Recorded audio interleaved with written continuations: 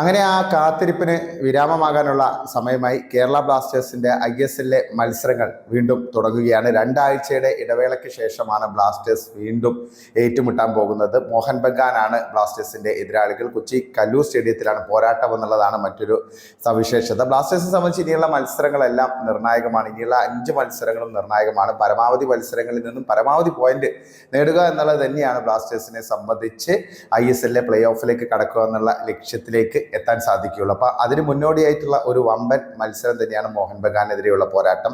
മോഹൻ ബഗാൻ എന്ന് കേൾക്കുമ്പോൾ തന്നെ നമുക്കറിയാം വമ്പൻ ടീമാണ്. നിലവിൽ 46 പോയിന്റ് ഒക്കെ ഉണ്ട്. ബ്ലാസ്റ്റേഴ്സിനേക്കാൾ ഏതാണ്ട് ഇരട്ടിക്ക് അടുത്ത് പോയിന്റ് ISL ടേബിളിൽ നിലവിലുള്ള ടീമാണ് മോഹൻ ബഗാൻ. അവസാന 8 മത്സരങ്ങളിൽ അവർ പരാജയം അറിഞ്ഞിട്ടില്ല. അവസാന മത്സരത്തിൽ പഞ്ചാബിനെ 3-0 തകർത്തു.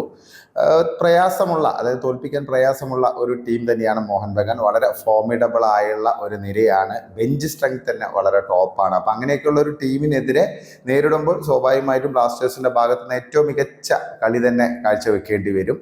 ഒത്തൊരുമയോടെ ഒത്തിണക്കത്തോടെ പിഴവുകളില്ലാതെ മോഹൻ ബഗാനെ നേരിടുക എന്നുള്ളത് തന്നെയായിരിക്കും ബ്ലാസ്റ്റേഴ്സിന് മുമ്പിലുള്ള ഒരു പ്രധാന ലക്ഷ്യം. കാരണം മിസ്റ്റേക്കുകൾ ഒരു കാരണവശാലും വരുത്തി വെക്കാൻ പാടില്ല. അതെന്തായാലും ഉണ്ടാകാൻ പാടില്ല. കാരണം അങ്ങനെയാണെങ്കിൽ സിറ്റുവേഷൻ മാറും.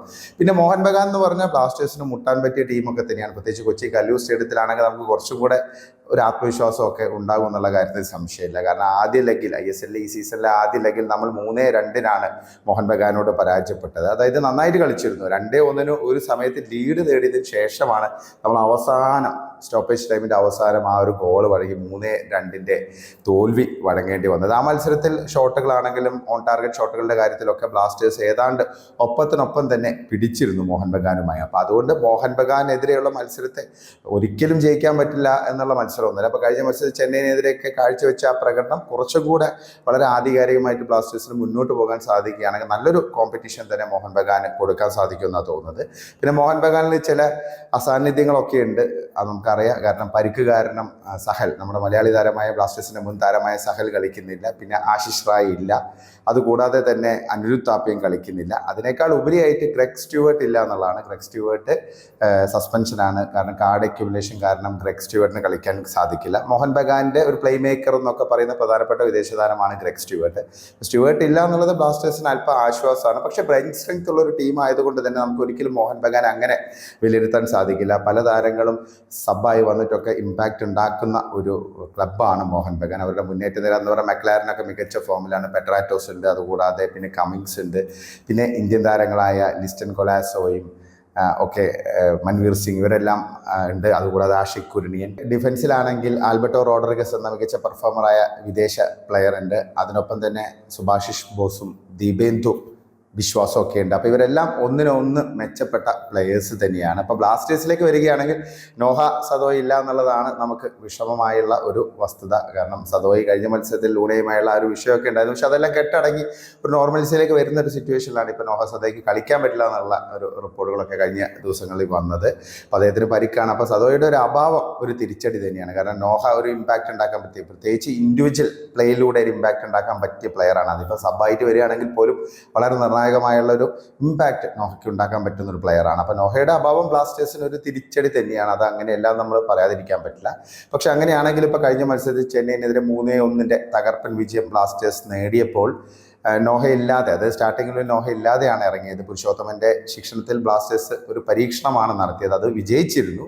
അപ്പോൾ എന്തായാലും ആ ഒരു ഒത്തൊരുമ ബ്ലാസ്റ്റേഴ്സ് പ്രകടമാക്കേണ്ടതുണ്ട്. ലൂണയും പെപ്രയും ഹിമിനസും കോറും ചേർന്നുള്ള ആ ഒരു മുന്നേറ്റ സംവിധാനം നല്ല രീതിയിൽ റിസൾട്ടിലേക്ക് കൊണ്ടുവരിക എന്നുള്ളത് തന്നെയായിരിക്കും കോച്ചിന് മുമ്പുള്ള ഒരു പ്രധാനപ്പെട്ട ലക്ഷ്യം. പിന്നെ ഡിഫൻസിലും മിഡിലൊക്കെ കുറേ ഇമ്പ്രൂവ്മെൻറ്റ് കഴിഞ്ഞ മത്സരത്തിൽ കാണാൻ സാധിച്ചിരുന്നു. പക്ഷേ ചെന്നൈ കമ്പാരിറ്റീവ്ലി ഒരു വീക്കർ സ്ക്വാഡാണ് നിലവിൽ. അപ്പോൾ അതുകൊണ്ട് തന്നെ ആ ഒരു പെർഫോമൻസ് നമുക്ക് പൂർണ്ണമായിട്ടും ആ രീതിയിൽ അളക്കാൻ സാധിക്കില്ല. അതുമാത്രമല്ല വലിയൊരു ഗ്യാപ്പ് കഴിഞ്ഞാണ് ബ്ലാസ്റ്റേഴ്സ് ഇറങ്ങാൻ പോകുന്നത്. അപ്പോൾ തുടക്കം മുതൽ തന്നെ മോഹൻ ബഗാനെതിരെ നല്ല രീതിയിലുള്ള അറ്റാക്കിംഗ് ഗെയിം, എന്നാൽ ഡിഫൻസ് കറക്റ്റായിട്ട് സെറ്റ് ചെയ്ത് ഒരു ബാലൻസിങ് ആയുള്ളൊരു ഗെയിം, അങ്ങനെ പറഞ്ഞാൽ അറ്റാക്കിംഗ് ഗെയിം എന്ന് പറയാൻ പറ്റില്ല.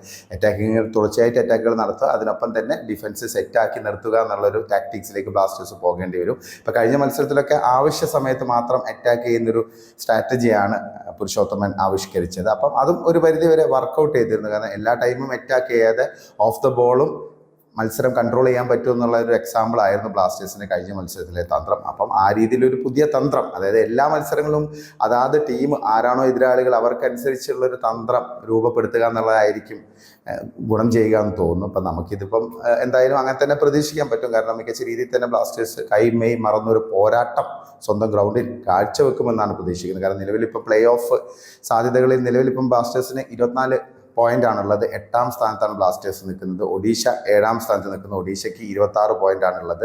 ഈ ഒരു മത്സരം വിജയിക്കാൻ സാധിച്ച ഒഡീഷയെ മറികടന്ന് 7ാം സ്ഥാനത്തേക്ക് ബ്ലാസ്റ്റേഴ്സിന് എത്താൻ സാധിക്കും. അപ്പോൾ ബ്ലാസ്റ്റേഴ്സ് സംബന്ധിച്ച് ഇനിയുള്ള മത്സരങ്ങൾ നമ്മൾ നേരത്തെ പറഞ്ഞ പോലെ തന്നെ വളരെ നിർണായകമാണ്. ഇനി വരുന്നത് ഗോവയാണ്, അതേവേ പോരാട്ടമാണ്. അത് കഴിഞ്ഞാൽ പിന്നെ മുംബൈ സിറ്റിയുമായിട്ടും അതിനു മുമ്പ് ജാംഷഡ്പൂരുമായിട്ടൊക്കെ മത്സരമുണ്ട്. ഏറ്റവും അവസാനം ഹൈദരാബാദുമായിട്ട്.